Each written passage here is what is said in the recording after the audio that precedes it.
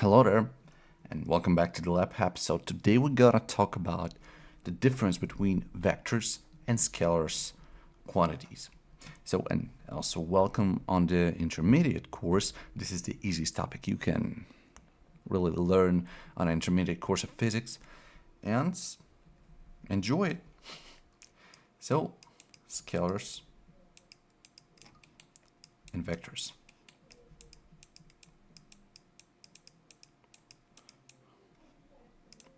And I know we'll do it even as a table for just comparison. So at first, we need to realize the difference between them at all, not only on examples. So scalars have only magnitude. When vectors have both magnitude and direction.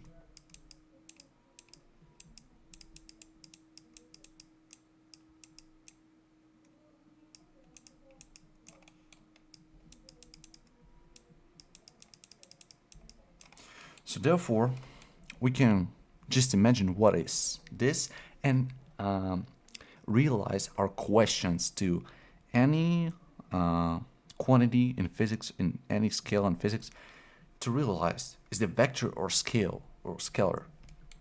So at first, let's just try to recognize the scalar and vector. At first, we got distance and displacement.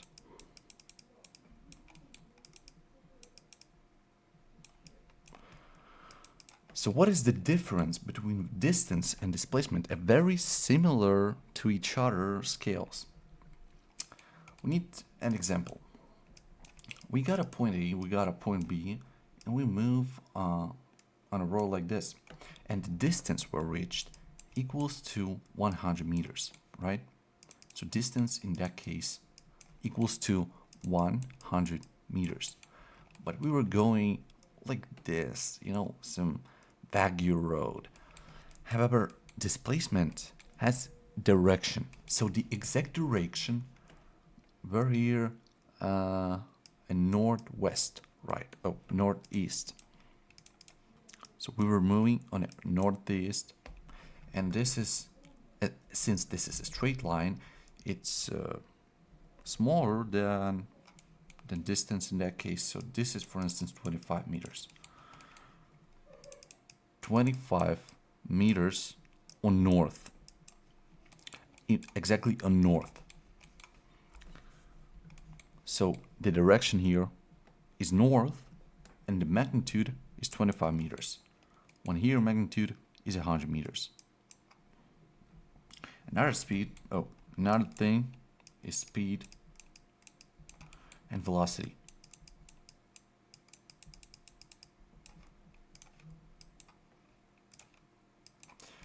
So what if we got somebody, for instance a car, that moves with a speed of 100 meters per second. It just moves. When velocity states it has direction, so therefore the velocity of this car is gotta be like 100 meters on north again, or on west or something. So the key question you need to ask when you quantify this scalar or vector velocity or scalar quantity, is that so what question. So if you got a destination, you got a direction where it goes, this is vector. If you can't answer on a question, so what, so this is just something that existed, okay, this is a scalar vector. So a better example is mass. We got some box, its mass is 5 kilos, right? So what? It's just a box with a mass of 5 kilos. Nothing specific happens, just this box has a 5 kilos mass. And yeah, we can use this mass in a further calculation or something, but at now, nothing happens. However, we got a force. we'll use a simple gravitational force, and now we got a box that equals 10 kilos, right? And we need to calculate a gravitational force of it. So it moves downwards to the core of the Earth, right? And here's the formula for it, right? Mass and G. So this is 98. And force moves downwards. This force, in that case, force of gravitation, right? It has direction. It goes downwards.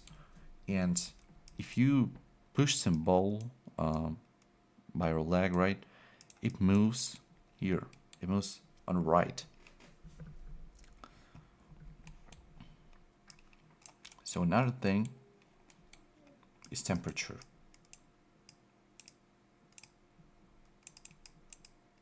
From the course of heat, you know that temperature is the velocity of molecules, right?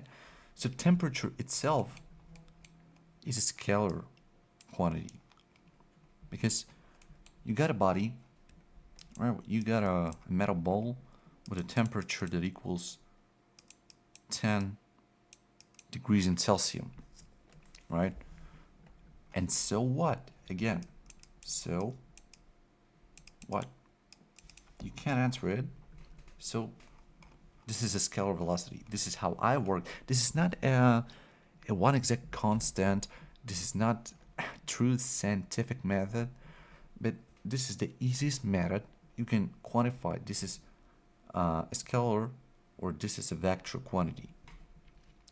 Just to make you sure that you're now using not the most scientific way to quantify it. And as the opposite example, we got acceleration. Oh, and one important addition, that temperature is a scalar quantity. However, temperature is a velocity of molecules moving in an object. So this velocity is a vector, just to make you sure. So going back to acceleration, we got an object, and for instance, it at rest, right? Velocity equals 0, but it starts to accelerate, and it accelerates somewhere. Velocity changes, and velocities also go somewhere, right? So now velocity equals to 100, acceleration equals to like 50 meters per second squared. So therefore, acceleration goes somewhere. It has destination again, so that's why it's vector quantity. So that's all you need to know about scalars and vectors.